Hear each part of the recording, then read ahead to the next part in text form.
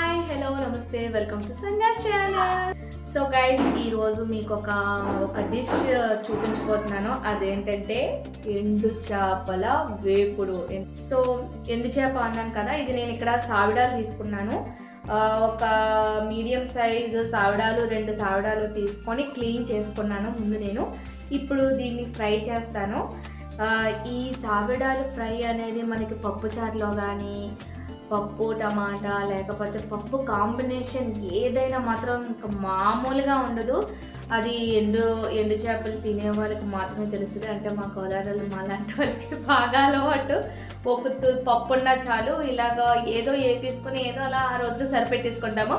So దీని process ఎలాగనేది చూసేద్దాం రండి. ముందుగా దీన్ని మనం క్లీన్ చేసుకొని ఉంచుకోవాలి. తర్వాత ప్రాసెస్ నేను చూపిస్తాను, వచ్చేయండి.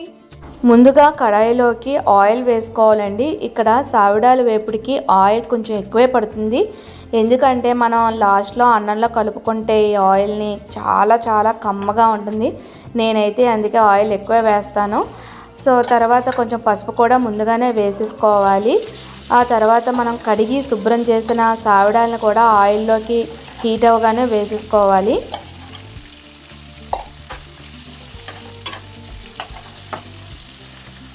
ఇలా అన్ని ముక్కలు వేసుకున్న తర్వాత 1 నిమిషం వేగనివ్వాలి. 1 నిమిషం వేగిన తర్వాత ఇలా కడాయిని ఇలాగా మెదుపుతూ ఉంటే కనుక ఆ ముక్కలు కింద అడుగు అంటవండి.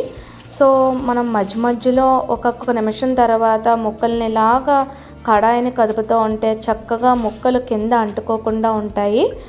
తర్వాత మనం 2-3 నిమిషాలు అయిన తర్వాత టర్న్ చేసేసుకోవాలి ముక్కలన్నిటిని. చూసారా ఎంత గోల్డెన్ కలర్లోకి వచ్చాయో ఒకవైపు. ఇలా అయిన తర్వాత ఒక 5 నిమిషాలు మనం వేయించిన తర్వాత చక్కని కలర్లోకి వచ్చేస్తాయి. ఆ తర్వాత మనం ఒక 5 నిమిషాల్లో మళ్ళీ దించేస్తామనగా ధనియాల పొడి 1 స్పూను, అలాగే ఒక 1/2 స్పూను, మీరు తినే కారాన్ని బట్టి ఒక 1/2 స్పూన్ కానీ స్పూన్ కానీ కారం వేసుకొని, అలాగే ఉప్పు కూడా వేసుకోవాలి. కొంచెం వేసుకోవాలి, ఉప్పు ఎక్కువ వేసుకోకూడదు. ఎందుకంటే మనకి ఆల్రెడీ చేపల్లో మనకి ఉప్పు ఉంటుంది.